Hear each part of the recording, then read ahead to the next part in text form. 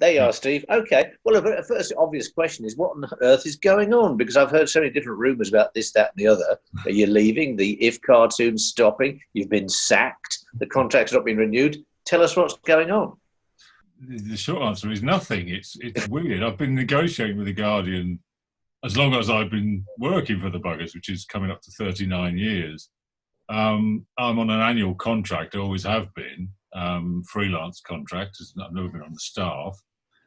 I've been in quite intensive negotiations directly with Kath Viner this year, because just after the lockdown, she came at me, all systems go, saying that the era of big contracts is over.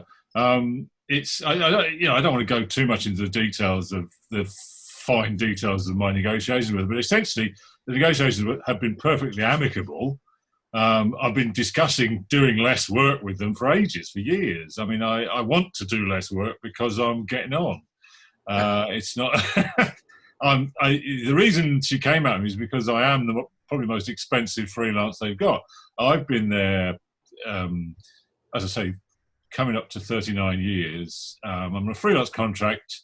My contract relates to closely to the NUJ Chapel Agreement. I've been in the NUJ for centuries myself. And I used to have an annual lunch with the person who took me on in the first place. This is back in the 80s.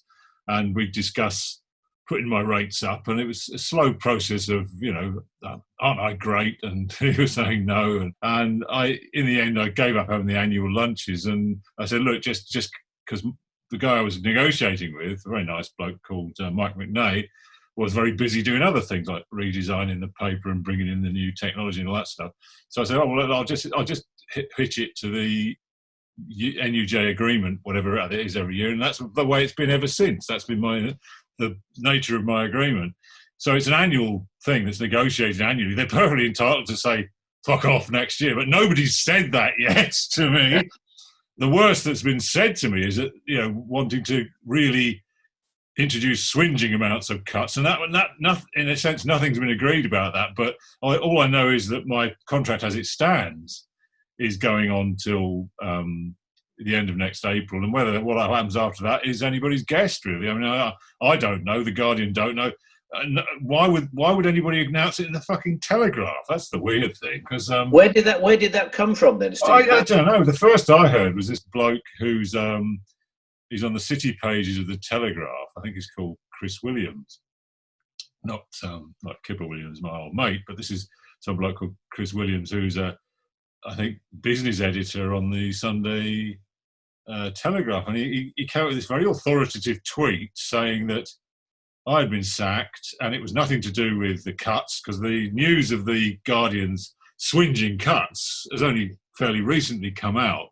I mean, I've known about it for months because I've been on the receiving end of it, as it were, but it only just came out in the wider papers a couple of weeks ago, and they were saying it was nothing to do with that, and I was being sacked, which is a blatant lie. So I don't know where he got it from. He certainly hadn't got it from me. Nobody'd actually... And it appeared in several other outlets like the Jewish Chronicle, that idiot Guido Fawkes. It's all online things.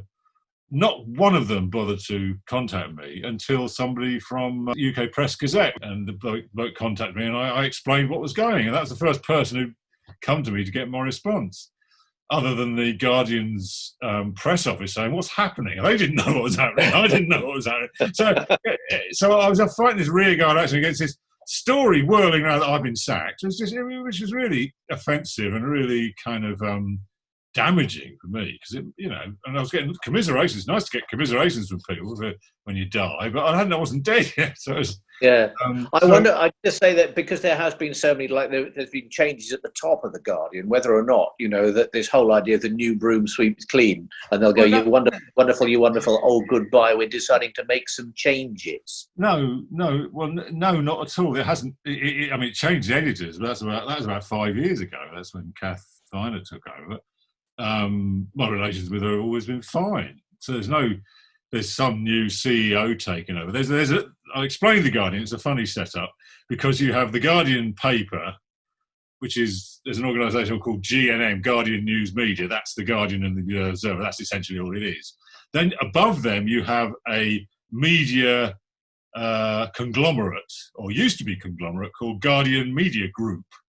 Now, the Guardian Media Group used to be a collection of other things like radio stations, other papers, like they used to own the Manchester Evening News, and their big thing they owned was Auto Trader, which made them an absolute mint. And they only comparatively recent, I say within the last 5 to 10 years, sold that off. They contrived to sell it off, and maybe they're sitting on a big pile of money they made from that. But the Guardian itself has never really made a profit. So it's always been owned by a trust. It's like a kind of, I don't know how to describe it, but like a sort of a corporate blob sitting there, paying itself vast fees, because the people who work for it are on vast salaries, and issuing orders for the Guardian journalists who produce the content for massive cutbacks, which is what's just got into the news. I'm not a staff member, but I am a long-term freelance on contract. So there's all kinds it takes to make a paper. I'm probably one of the longest-serving old lags there. I'm certainly one of the most prolific old lags. Nobody else does 7 columns a week, which is what I do. Well, that's the thing I was going to ask you next, because bearing in mind that obviously they want to try and squeeze every drop out of you. And come the end of April, if you negotiate successfully, will that mean the If cartoon will continue to thing? Or if it doesn't, would you do that perhaps as a step away from the Guardian on your no, I mean this is all you understand, this is all subject to negotiation, because I think that's the weird thing, is nothing is entirely resolved. All I know is that my contract as it stands will run out in April, but I'm fairly optimistic they'll still need cartoons. I humbly say that I'm the best, so they'll still want me. They might say I'm more expensive than my colleagues. It's not vastly more expensive than my colleagues, but then I've been there a bloody long time and I deserve to be paid reason. And I wouldn't take a sort of slash to my rates, and that's a basic trade union issue. And I think all the chapel will agree with me. You're not going to under duress agree to say take 50% slash to your rates, and especially in freelance rates, which haven't gone up hugely, and they've over recent years they're not that bad. They're not that bad, but they're not that great either. And I've been there a long time, and I've seen how slow it is to get them up. Yeah. But I've been involved in the NUJ chapel for many years. I'm on the chapel committee, so it's bizarre. It's I don't know who's behind leaking this stupid story, but it's no friend of mine anyway. Fucking bastards. One thing you mentioned there, Steve, was that they'll need cartoonists. You always need cartoonists. What is the outlook for cartoonists? Because after all, there have been dark rumblings that cartoons are disappearing. Because as soon as any publication goes, we need to save some money. I know, let's get rid of the cartoonist. Is the future like for cartoonists, and where are the new cartoonists coming from? You describe yourself. There's loads of cartoons. There are loads of cartoonists, and there are plenty of new young cartoonists.